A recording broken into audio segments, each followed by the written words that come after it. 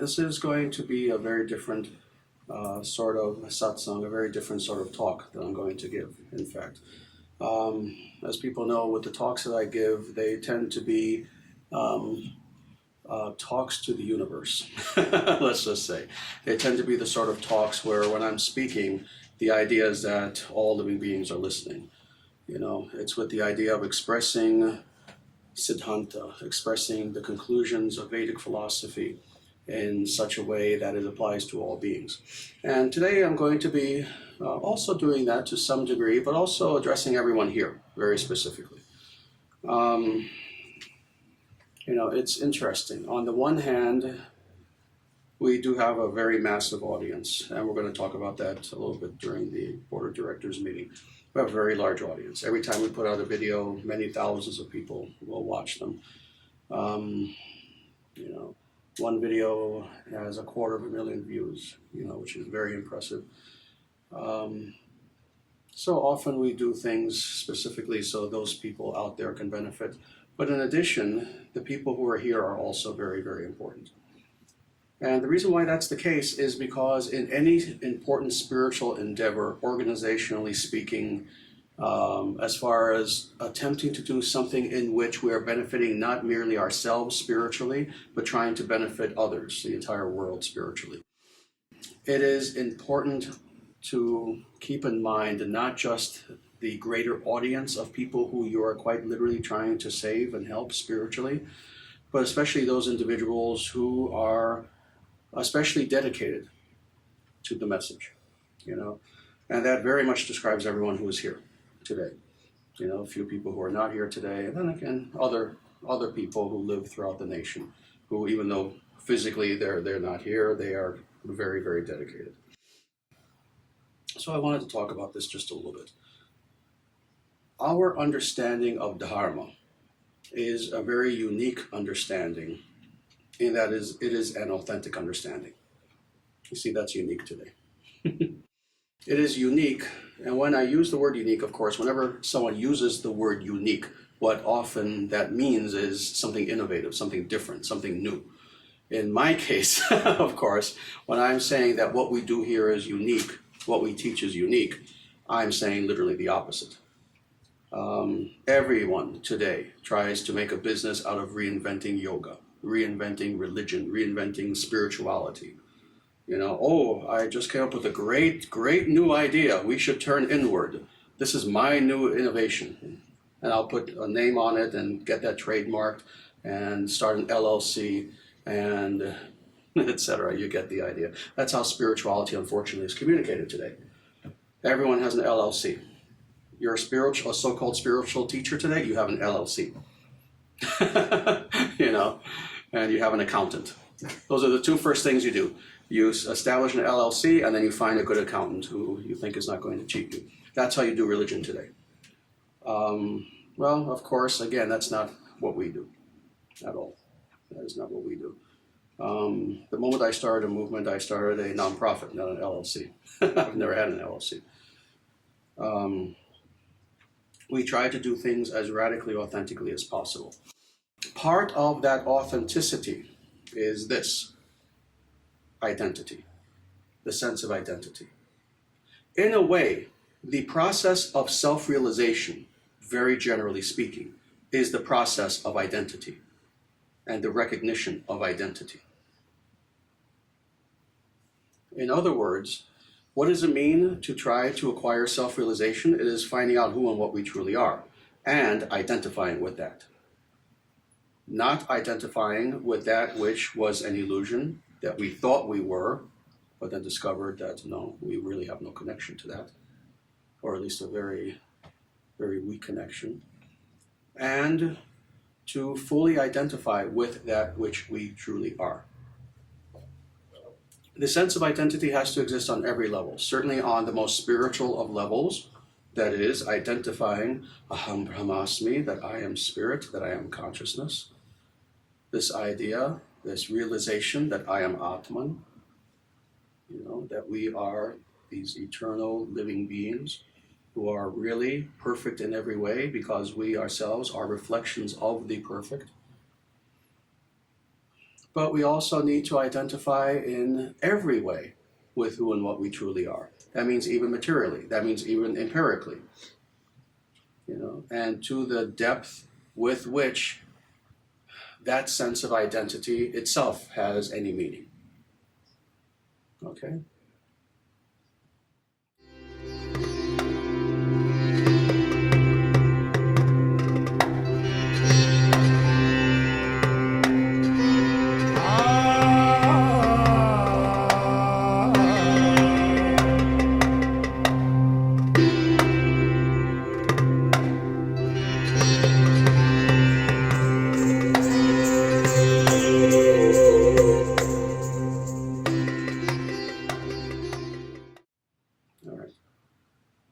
I am not this body, but this body that I am inhabiting is male. Thus, with as much meaning as that has, I must identify with that. If I say, well, I am actually a female monkey on the planet Mars, you see. Spiritually speaking, truthfully, that has about as much meaning as me saying, I am a male, 49 years old, living in Omaha. Spiritually speaking, neither are true. However, the latter is more true, empirically speaking. So now you're understanding what I'm saying. Even with those areas in which we are identifying with something that is empirical, we still have to identify with that, at least conceptually, in order to operate within the world. Okay, does everyone understand what I'm saying so far? I think you're talking about the difference between truth and fact. Yes, that too, yes. And they're both important, you see. It is not an eternal truth that I am sitting in this chair, but it is a fact and it must be acknowledged. So if someone comes in and says, where is Acharyaji? And you look and you see me sitting in the chair and you say, I don't know. It's factually incorrect. Yes, it's factually incorrect. However, if someone were to come into the room and ask you, what is Acharyaji's eternal state, eternal nature, and your answer is sitting in that chair, that would be untrue on every level, So this is what I'm getting toward. And this is what I'm getting to it for everyone here. And this will not come as a surprise. When it comes to the sense of identity, when it comes to religious identity, this is something that I have always been very strict about. Let me state this bluntly and then unpack it. We are not Buddhists. We are not atheists. We are not Catholic. We're not Protestant. We're not Muslims. We're not Jewish. We're not Druids. We're not Zoroastrian. We're not Sikhs. We're not Jains. We are Sanatana Dharmis. And I see, if I were a New Age teacher, I would just kind of stop before I said that last clause and just say, we are none of the above, we are nothing. No, we are something. We are Sanatana Dharmis. We are followers of Sanatana Dharma. And this is where the intellectual honesty comes in. Ultimately, spiritually, can we even say that we eternally should identify with any spiritual path? Of course not. Interestingly, even Sanatana Dharma. Upon liberation, what happens is we fulfill the perfection of Sanatana Dharma. But once we are in the spiritual world, do you think that at that point, Vaidhi sadhana, that the idea of sadhana as concerted practice at that point has meaning? It's that time of the morning again. I'm in Vaikuntha and I'm here next to Krishna, but it's that time of the morning again, time to meditate. I have to stick to my discipline. At that point, you have fulfilled the purpose of your discipline. But again, empirically speaking, we have to acknowledge that we are indeed following a path and that this is our path. Something that's very important. As you know, I wrote an entire book about this, Radical Universalism.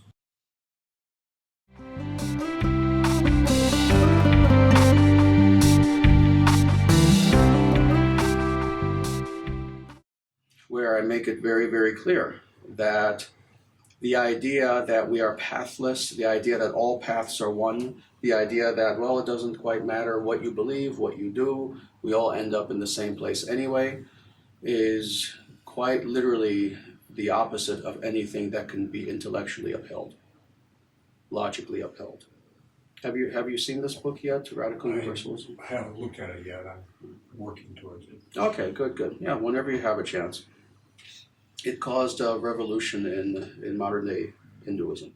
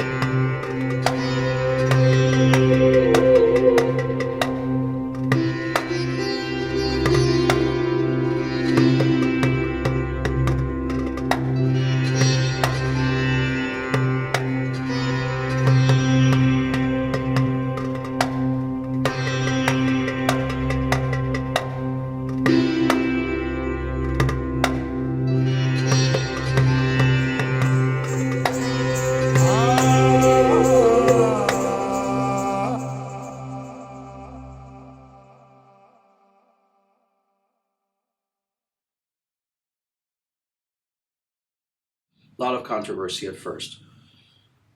But then even people who criticized the idea eventually came around, and now everyone criticizes radical universalism. This notion that that quite literally all religions are the same. You know, I explained in that book, I trace literally the origins of that idea, and they go back no further than the early 1800s. I even talk in depth about the people who first came up with this idea and their motivations for coming up with this idea. But previous to that time, there was literally no religion on earth that upheld this idea, including Sanatana Dharma. You know, if we are indeed going to make spiritual progress in the truly meaningful sense of that term, that is, making spiritual progress within the shelter of a time-honored, revealed system, a religious spiritual system. The only way that we can do that is through fidelity to that system. You know, that's the only way that we can do this. And the only way that we can have full fidelity with that system is by identifying with it. And identifying with it fully. You know? So, this is why I am maybe, this makes me sad to even think about it. I have to actually examine my memory. But I think I am the only guru on earth who has absolutely no difficulty saying out loud, my religion is Sanatana Dharma. Pretty much every guru I can think of alive today would not say that. They may have been born in India, born in the Brahmin caste, raised Hindu all their life. They may have themselves had even an authentic guru, etc., etc. They may even have studied, and once they come to the West, even then they will not say this. My religion, the religion that I practice, the religious tradition that I practice is Sanatana Dharma. And it is as a result of this, of course, that when we look at other movements, other gurus, other attempts to convey some sense of dharmic spirituality, almost without exception, there's failure on one level or another. Philosophical failure, in that ultimately, if you approach that guru and you ask them the serious philosophical questions, they can't answer. Or moral failure on that person's part. They simply are not following the ethical principles of Sanatana Dharma, and thus there is scandal. Many of them just fail morally. Or third, their movements actually end up being devoid of Shakti, not having the ability to truly change the world on a massive scale, which they claim sometimes that they want to do, but then ultimately they can't. They just end up creating another cult that becomes an entity unto itself, that exists for itself, ultimately, financially, in every way. The reason, again, why this is the case is because of a lack of honesty on the part of people who claim to be leaders, people who claim to be gurus. And what do I mean by this lack of honesty? I mean something very specific. Again, a person can be dishonest about so many things, about who they are, about what they're teaching, about the words coming out of their mouth. However, what is the very basis of all dishonesty? Lying to yourself and about who you even are. Thus again, while this may to some people may not seem like an important thing, that I made the statement that I may be the only guru that I'm aware of who will just very openly say, my religion is Sanatana Dharma, the very fact that these other people will not even say that as a very foundation of who they are shows that nothing else that comes out of their mouth after that is really honest. If you cannot even be honest about your own self-identity, all right, here I am, nice flowing robes, here I am, Swami so-and-so. And the number one question that Swami so-and-so must answer, and upon which everything else that Swami so-and-so says is predicated upon, is, all right, Swami so-and-so, and who are you? What is your raison d'être? What is your reason for being? Who are you? What is your identity? Oh, I am a citizen of the world. Oh, I am here to just preach love. Yeah, that's nice. That tells me nothing. Every con man says that.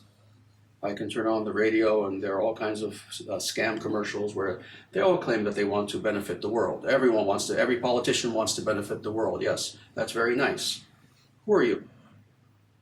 What is the basis of your being? What is the basis of your identity?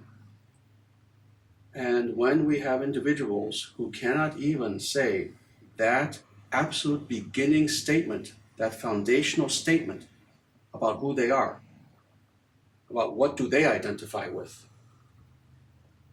well, this causes an enormous problem. Are we understanding this?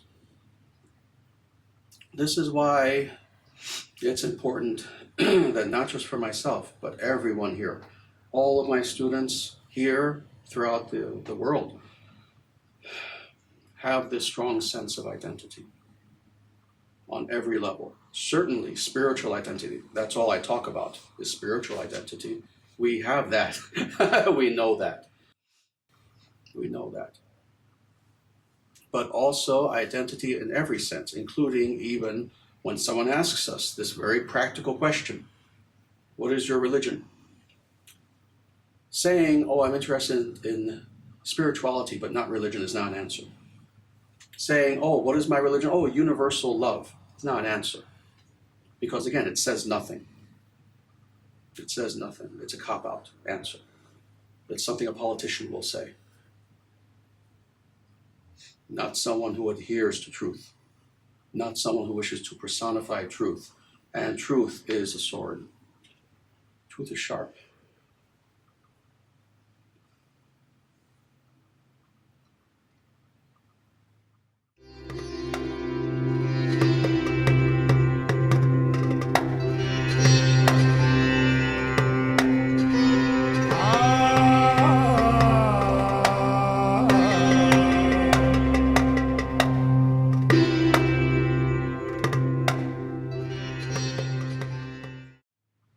So it's important that everyone here understands this and thinks about that sense of identity and not be afraid to express this. in every way. Maybe their thinking hasn't advanced to the point where they have a clear sense of what the difference is between Sanatana Dharma and these other philosophies. Certainly. And so they're lacking in a philosophical background. Yeah, absolutely. It's not necessarily their ignorance is not necessarily malicious. I agree. Still selfish and ego-based, though. Yes. There is a lot of innocence involved, though. You see, we need to keep in mind whenever there is a, let's say, philosophical principle that is ultimately destructive, you have, generally speaking, two people. You have the people who know what they're doing and who are purposefully, and yes, maliciously, spreading this idea for their own personal reasons. But then you have those individuals who really are innocent. You know, I mean, I can't tell you how many people who I've encountered who had a very New Agey idea of spirituality, where they literally refused at any point in their spiritual life to use their intelligence, to use anything even resembling philosophy or any of the tools that are necessary to know truth from untruth, but who, after a little bit of education and teaching, they start to get it. They start to get it, and their minds become very sharp. Those are the innocent people. So, yes, you know, you're both right. There are people who are malicious, always, with any sort of false idea.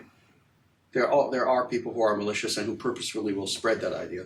But then the majority of people, I think, are just quite innocent and do indeed need to simply be very patiently, lovingly educated. Yes, very, very important. Very important. So that's our job. That's our duty, is to bring about a second spiritual revolution in the Western world. The first revolution, of course, was the coming of this knowledge to the West. You know, the coming here of those authentic gurus like Prabhupada, who brought all this knowledge here. That was the first spiritual revolution. But unfortunately, like with everything in America, everything was commercialized.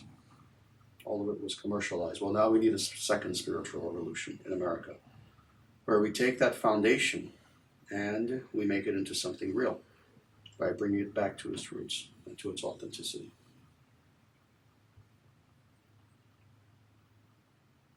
Very good. Nice. So, with that, I do indeed want to talk a little bit about a verse, beautiful verse, for one of the Upanishads that talks about the nature of Dharma a little bit. This is something else that we do that almost no one else does, and that is talk very in depth about the actual nature of Dharma.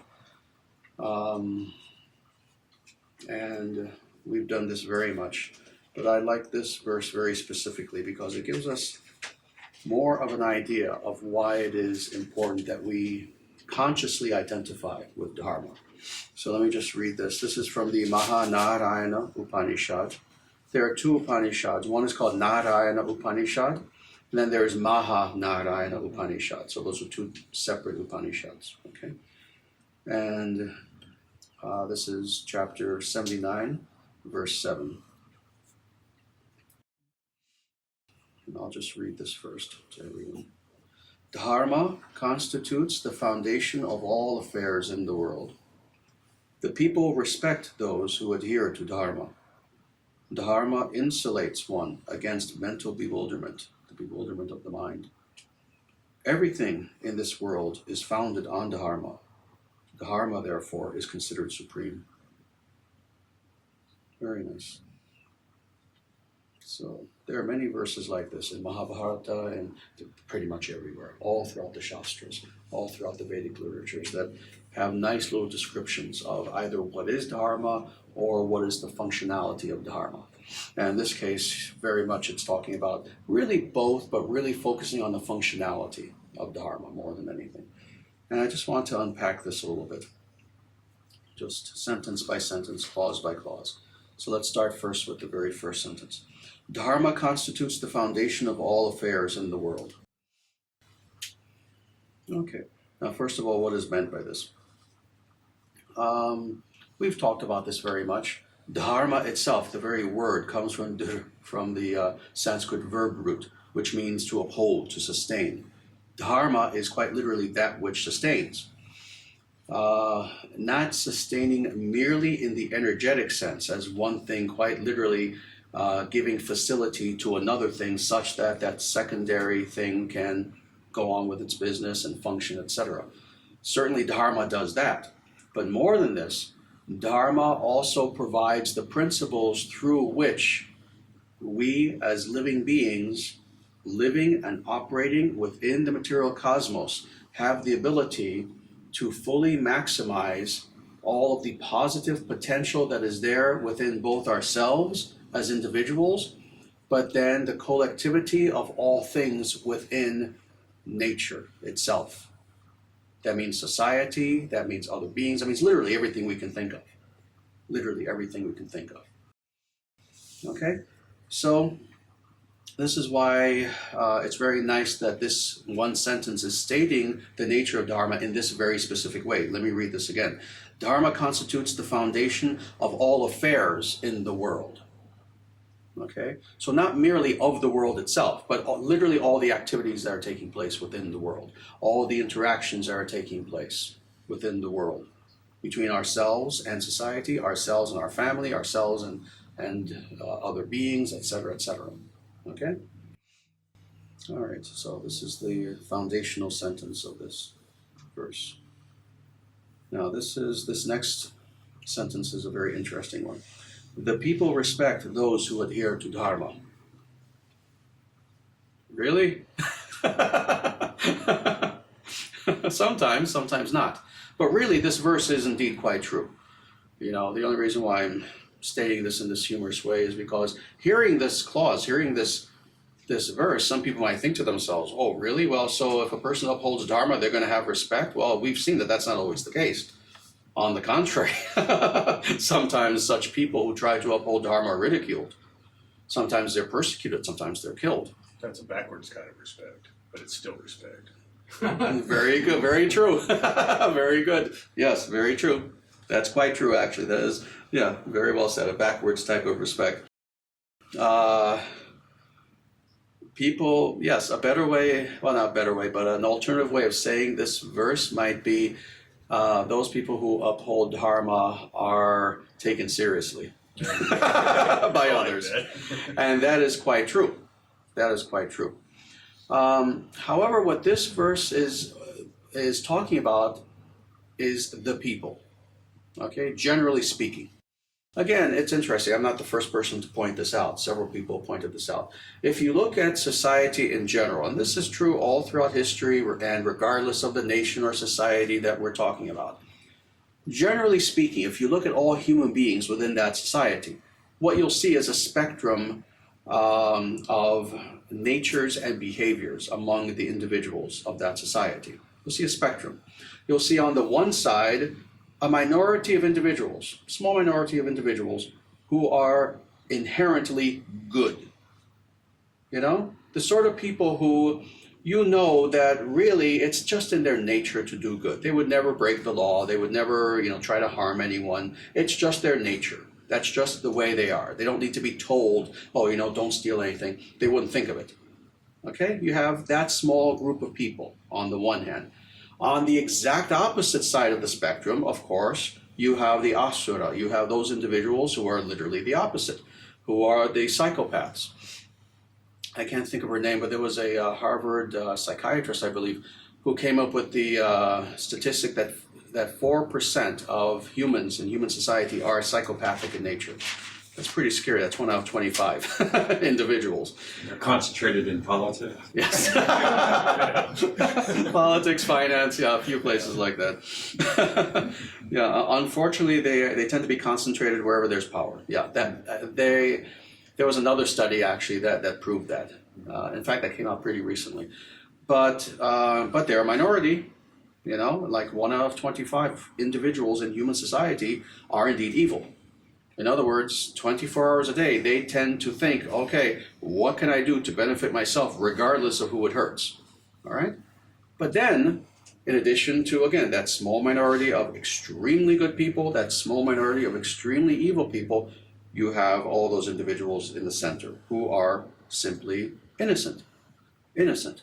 You know, of course, some of them will lean more toward the good, some more toward the bad. But these are the jana. These are the people. You know, whenever we hear someone talk about the people, well, this is what we're talking about, just the common individual. The common individual tends to be someone who, again, just tends to be kind of innocent. And what's meant by that is that they can be swayed in either direction, pretty much.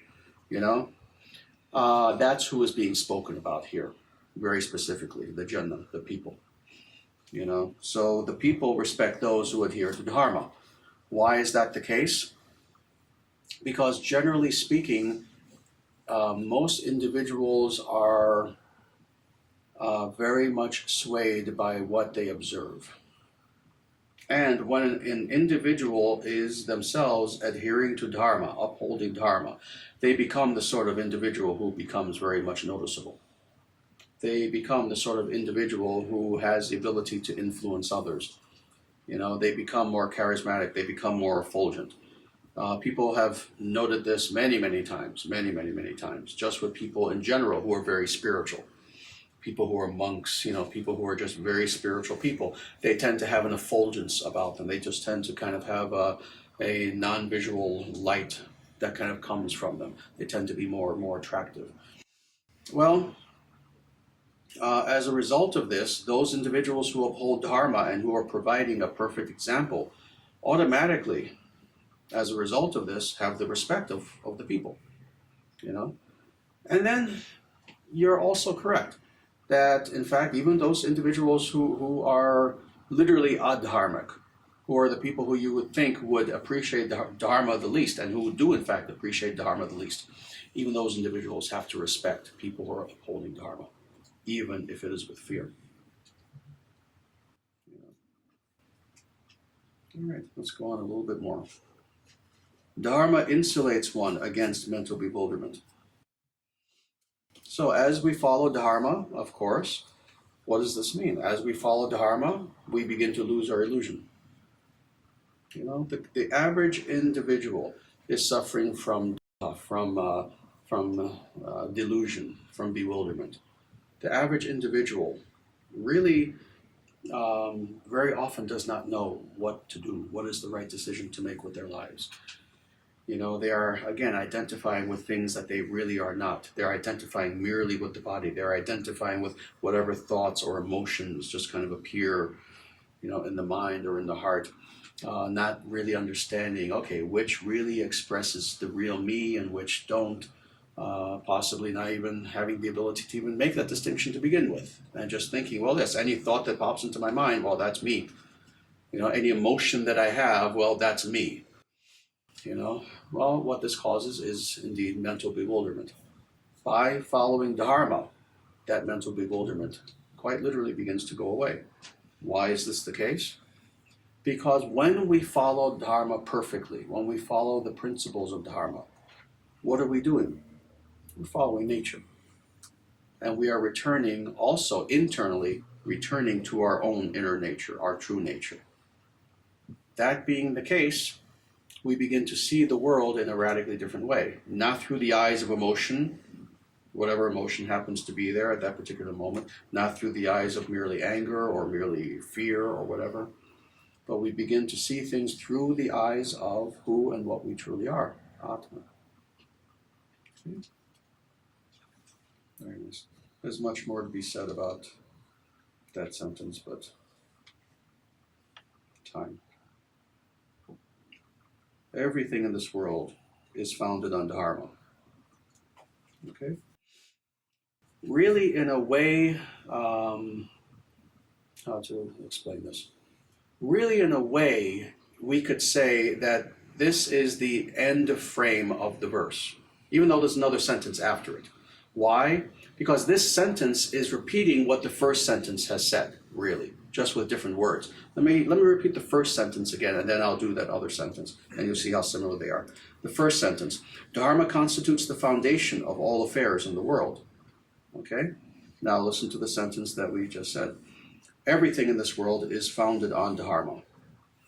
Really, in a way, they're saying the same thing, again, just a little bit different wording. So you could say that really those two sentences frame the entire verse for the sake of emphasis, okay? To explain, again, what is the nature of Dharma functionally in relation to the world, all right?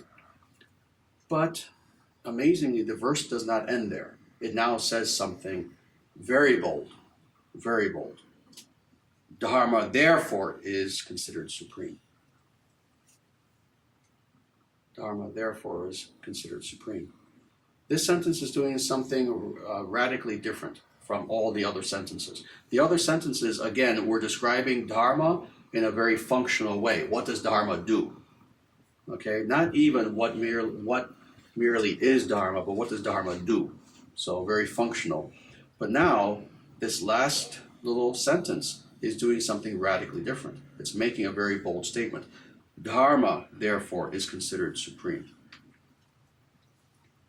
So, the reason why I'm emphasizing this is because it gets back to what we were talking about earlier, about the idea of identity, about the idea that if we are going to make ourselves strong spiritually, then that means in every aspect of identity that we have, certainly the spiritual, but also the empirical, the religious, even the social, really every level, we have to fully understand what is that thing with which in any given strata of those ontological realities we are meant to identify with, because it most fully expresses our actual status and nature within that strata of ontological reality. Okay? So spiritually, the spiritual strata of ontological reality, we are Atman. Okay? Now, speaking on the religious strata of ontological reality, we are followers of Dharma. And of course, I can go on. You know, there are many different levels in which identity becomes an important force. Okay? Now, Dharma, therefore, is considered supreme. This sentence makes this quite clear. Not quote-unquote spirituality in the most broad and therefore meaningless of senses. Not, anything else that you can think of. Dharma is supreme. What is the inference here? If Dharma is supreme, what is adharma? What is the opposite of Dharma? The least of all. So in other words, is this verse saying, oh, it doesn't matter what you call yourself, it doesn't matter what you believe, it doesn't matter what practice you have, it doesn't matter what the ultimate goal of life is for you, it doesn't matter what your motivations are, it doesn't matter what your internal state is, it doesn't matter blah, blah, blah, blah, blah. It's all fine, it's all good, everything is one, it's all nice, and don't worry. Is this verse saying that? No. No. No. It's saying Dharma is supreme. Now, very important, because even with all this, not people in this room, but other people listening, there are some people who still will not get it. So let me go a little further.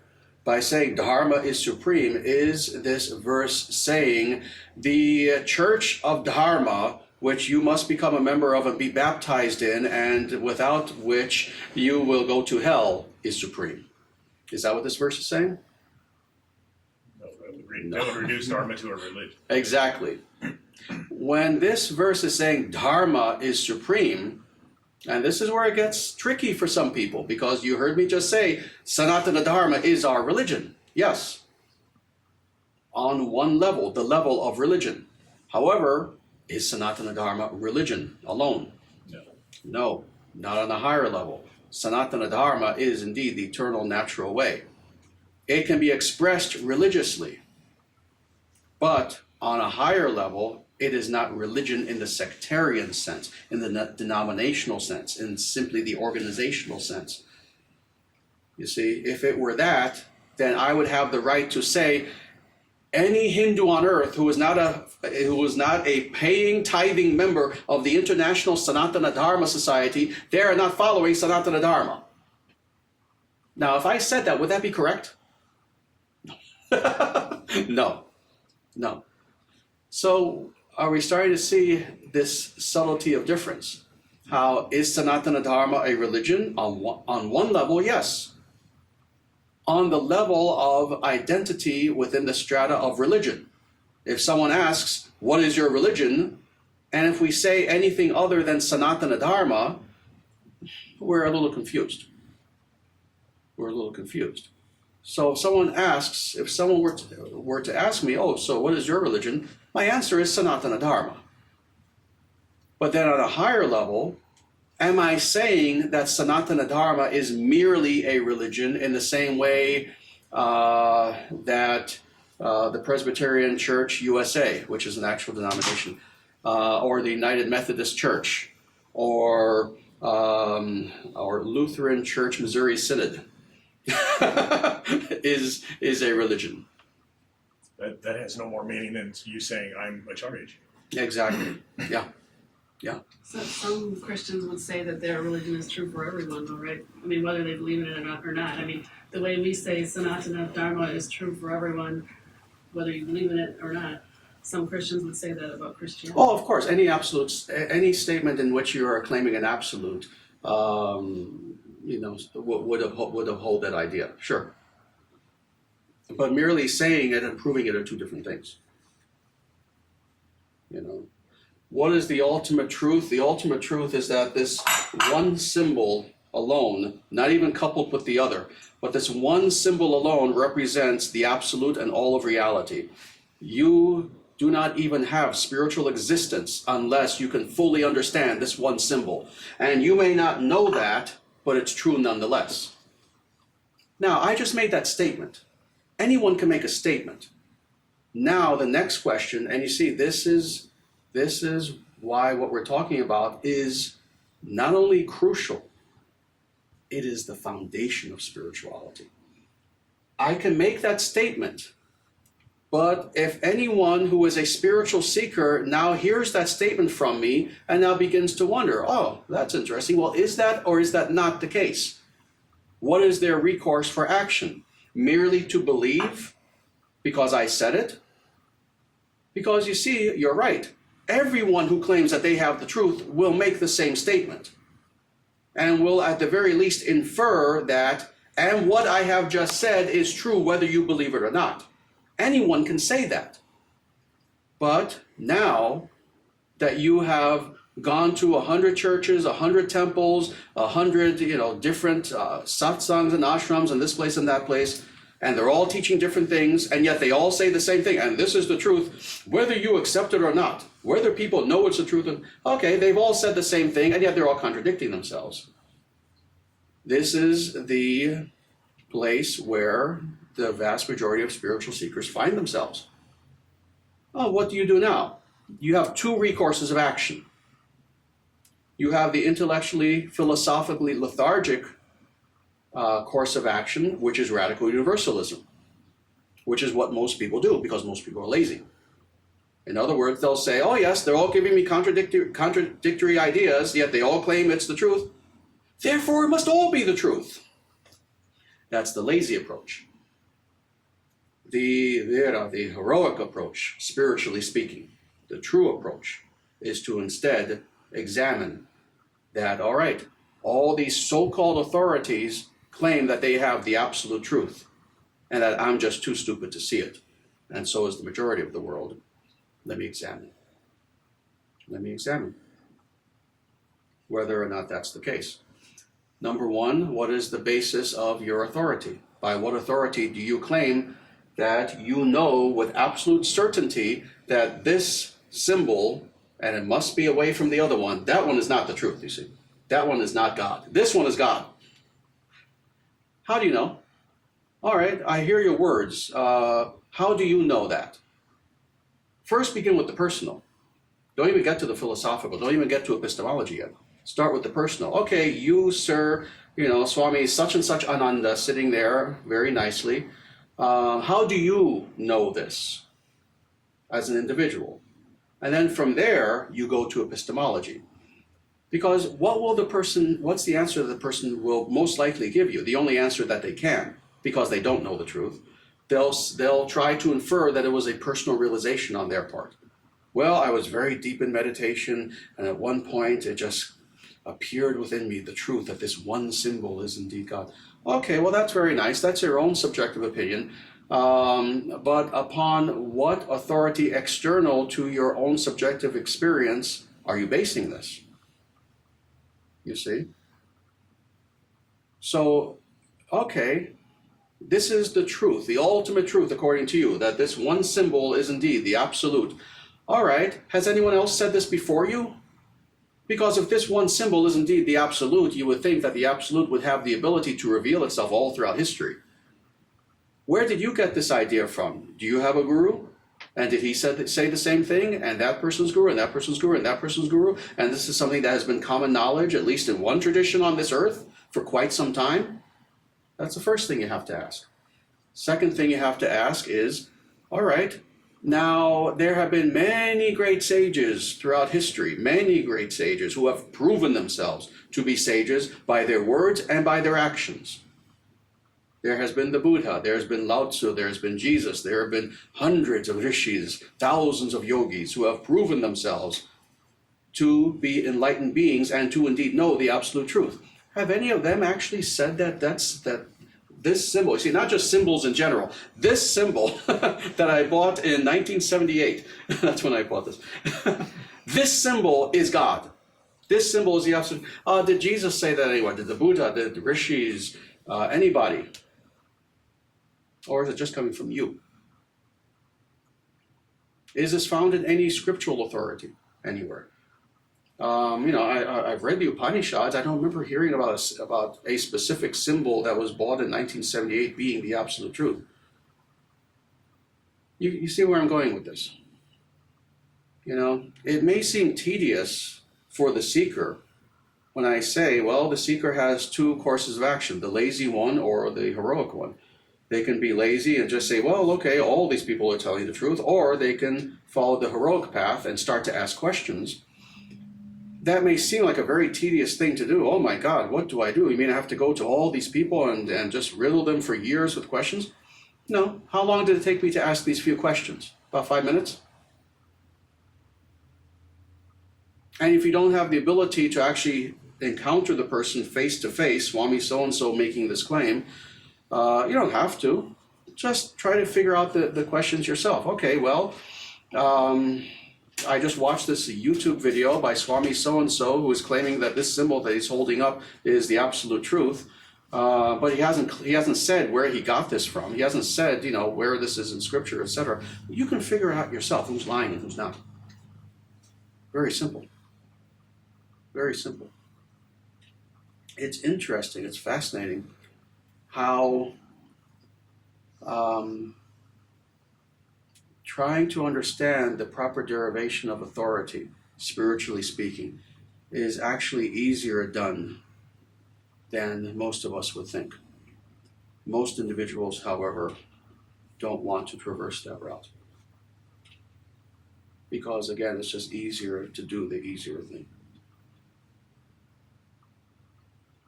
This is why I've made this statement before, that in direct proportion to the closer you get to truth, your company, your fellowship of individuals who are on that path with you gets smaller and smaller. The closer you get to truth, the fewer and fewer are those individuals with you, your associates, who also fully understand and are on that path with you. You want to you want to hear, to understand the most broad level in which a person can express spirituality. So, for example, someone who, gets on a megaphone and their big message is, love all, something no one can really disagree with. Well, that person will have easily millions of followers, millions of people who get that, millions of people who don't have a problem with that, millions of people who understand that message.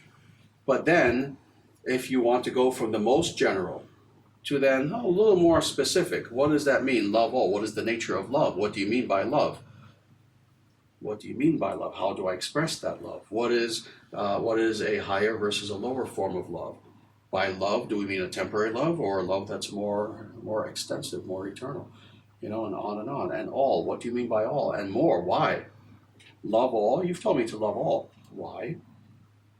See, here comes an intelligent person out of the woodwork. Why? Why should I love all? Do all love me? That's a legitimate question. This is a philosophical question. Should I love all, though all do not love me? And if so, why? Well, this is the nature of ethics. What it means to be an ethical person is that you very often, indeed, do good to others, even when they don't do good to you. You see? Because to do the opposite of that is merely financial calculation, not love, not ethics. If you only do good when others do good to you, that's calculation. You see, that's selfish calculation. That's not being a good person. What it means to be a good person is that you love despite sometimes not being loved in return. You see? So from such a simple statement, love all, some people will be happy with just that and kind of run with that, very often not even understanding what really is meant by that. But then the truly wise individual wants to fully understand, okay, you've just made a statement. What do you mean by that statement?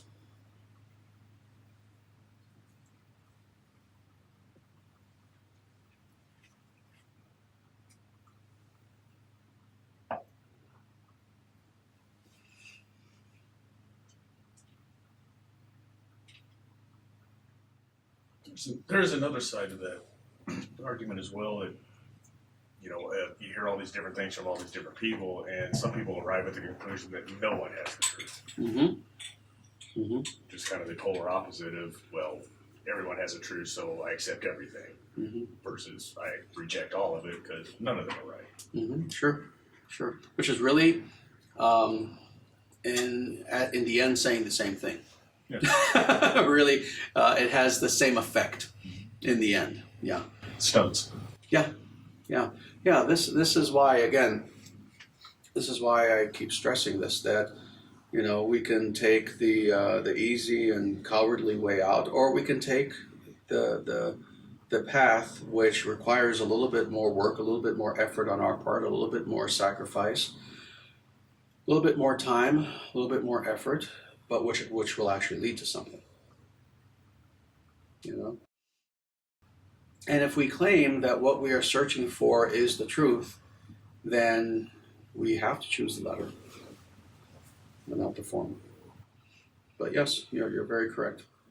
Yeah, to say everyone has the truth is indeed a little bit better than saying no one has the truth.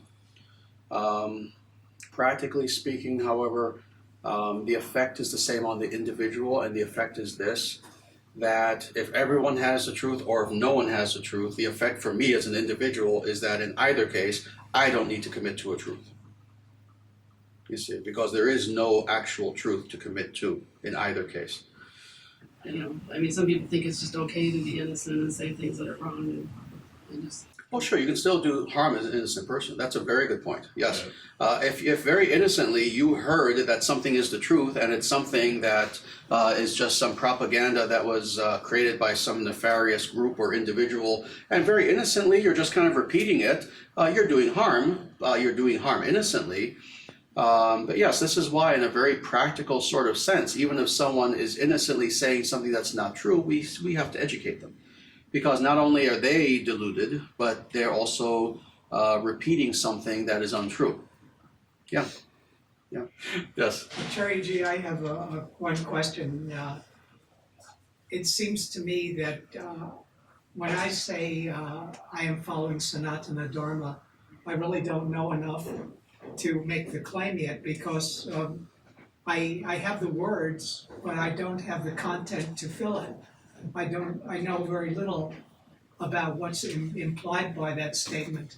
To say that one is a Sanatana Dharmi, that one is following Sanatana Dharma, does not necessarily mean that you've achieved the perfection of all understanding in Sanatana Dharma. But it means precisely that you're on the path.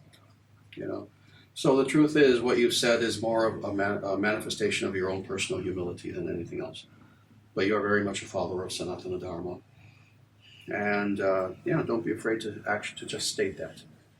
No, the truth of the matter is, just a few things to say about that. Number one, this is one of many reasons why I use the term Sanatana Dharma as opposed to Hinduism. I actually want to force people to have to struggle with that question even themselves. Number one. And number two, when they tell someone my religion is Sanatana Dharma, we fully expect people to ask them, oh, I haven't heard of that. What is that? And thus force them to have to explain. So that's one purpose. As far as an answer to that, there are some very good shorter answers, because it's true. You don't want to necessarily have a deep philosophical conversation with everyone who asks you that question. Neither do they necessarily. They would like a one-sentence answer. Very simply, this is what I encourage people to say. Oh, Sanatana Dharma. Well, Sanatana Dharma means the eternal natural way. Sometimes people call it Hinduism, but Sanatana Dharma is the actual term for this. That's it. That's simple, and they automatically get it. Because they may not have heard of Sanatana Dharma, but they've heard of Hinduism. Even if, unfortunately, of course, with that word, they may have all kinds of misconceptions. But that's all right. At least you've educated them a little bit. At least now they're thinking to themselves, okay, Hinduism has a much more profound alternative name I never heard about. The eternal natural way. That's interesting. That doesn't sound like it has anything to do with caste and cows and curry. All the misconceptions that come about. It elevates, even if they are someone who literally has nothing but the craziest misconceptions, at least it elevates their understanding a little bit. Oh, you've probably heard of it as Hinduism, but the actual name is Sanatana Dharma, which means the eternal natural way. Just by saying those three words, the eternal natural way, which is precisely the exact translation of Sanatana Dharma, you have now elevated their understanding. From pure ignorance and misconception to at least thinking, well, that's something much more philosophical. That's something that I can understand. Because what does even the word Hinduism mean? Literally, what does it mean? Is there a translation of that word? There isn't, because it's meaningless. It's literally a meaningless word. There isn't even a translation. What is the translation, the English translation of Hindu? One who lives on the other side of the Sindhu River, you could say. All right, well, that's nice. My religion is that I am one who lives on the other side of the Sindhu River. Really? That's my religion? I'm the person. I am the person who lives on the south side of Brooklyn. That's my religion. I am the person who lives in North Omaha. That's my religion. Really? That's really meaningful? No. It's not. Sanatana Dharma is based on what's in scripture. The name Sanatana Dharma is based. Oh, of course, yes. Yeah. Wasn't it the British, though, fairly early on coined the term? The exact term as we have it today, yes, and especially Hinduism. Yeah. The term Hindu came about as a result of the Persians, who could not say S's. S's became H's, and that's true in the Avestan Persian language. It's fascinating. I heard that all my life, and then I began studying the Avestan language, the ancient Persian language. It's quite true. They do not have S's. The S's really do become H's. And when these individuals wanted to refer to pure Vedic religion, because even then, this is pre-Islam, even then, the religion that the Persians were following was crypto-Vedic itself. But when they wanted to refer to those individuals who were following pure Vedic religion, they referred to, indeed, those people who were living on the other side of the Sindhu. Sindhu, ends with a DHU. Sindhu. They couldn't say the S, so it became Hindu. So this was the original word, Hindu. British people not having aspirates in their alphabet, so the idea of a DH being inconceivable to them, they got rid of the H. So instead of Hindu, they changed it to Hindu. From Hindu to Hindu. And then, of course, ideologically, in the English language, when you're talking about any sort of ideology, religious, political, or any other kind, you add an ism to it. So therefore, Hinduism, their religion, let's just call it Hinduism, but this began approximately 300 years ago. The term Hinduism literally is no more than 300 years old. It was an invention of the British, who themselves added the ism to the word Hindu, which was a corruption of a word that originally had nothing to do with the religion to begin with. Now, the thing is, historically, anyone who knows anything about Hinduism knows that this is all true. There's nobody who would disagree with this. In my life, I have never had anyone who disagreed with this. Everyone knows this. Everybody knows this. Everyone meaning, every important Swami, every important Hindu leader, the BJP knows this, VHP, everyone knows this. But yet, people stick to this word, Hindu, even though not only is it meaningless, but at this point, the negative connotations of the word sadly outweigh any positive connotations. When I talk about caste, cows, and curry, I am not joking. For 90% of Westerners especially, they hear the word Hindu, that's all they think of. Oh, what is Hindu? Oh, I guess it's that Indian religion where they worship cows and they're vegetarians and they worship idols and they have this caste system that oppresses everyone. Okay, that's the religion you follow. Okay, that's nice. Nice to meet you. And they go on with their lives. This is why we need to educate people on every level, certainly the larger level, which is what I'm trying to do with the books, with videos, etc. But then individually, when someone asks us our religion, this is why we need to give them this answer. Oh, my religion? Oh, and what is your religion? Oh, you're Christian? Okay, well, the religion that I follow is called Sanatana Dharma. You may not have heard of this. You may have heard it by its other name, Hinduism, but it's really called Sanatana Dharma, which means the eternal natural way. See, now you've just educated someone infinitely. For someone who, again, has the least understanding of what this is, which is, again, 90% of people, you have now educated them infinitely by just giving them that little knowledge. So this is important. And it's sad that I'm one of the few people in the world who is on this campaign of trying to change this. Yeah.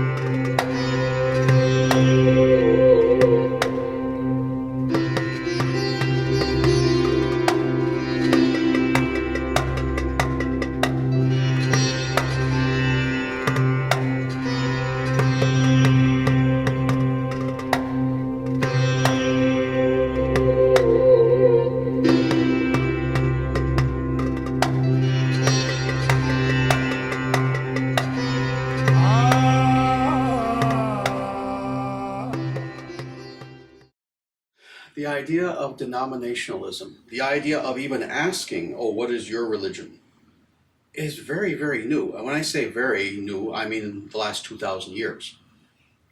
Previous to that, whether you were in India, whether you were in Rome, whether you were in Greece, whether you were in Mesopotamia, any of these places that followed the ancient ways, the ancient practices, all of which were dharmic, there was no idea of your religion versus my religion.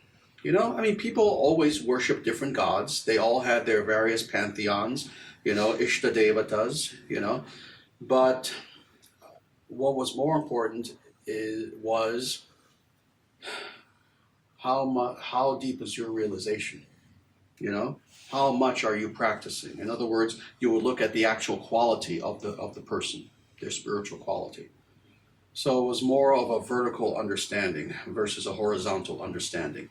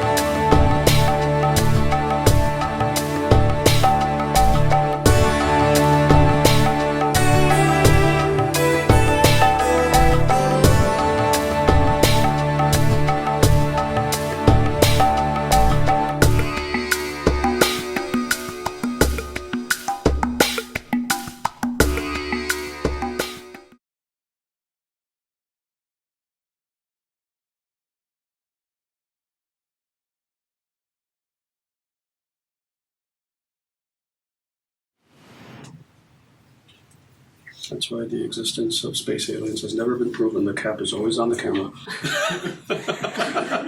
And Loch Ness Monster and a variety of other things like that. Do I have to say anything? Yeah, just Oh, have louder, already- just talk louder. Louder, all right. Louder. Really loud. Very loud. That's, Very good. All right, is that better? yes, thank you. You have to yell at the technology to make it work. Yeah. I've said this before, because I was a monk for 6 years, I learned how to speak very, very low, and sometimes I'm still guilty of that. But then as the Acharya, I have to speak very, very loudly, but I've had to force myself to do that.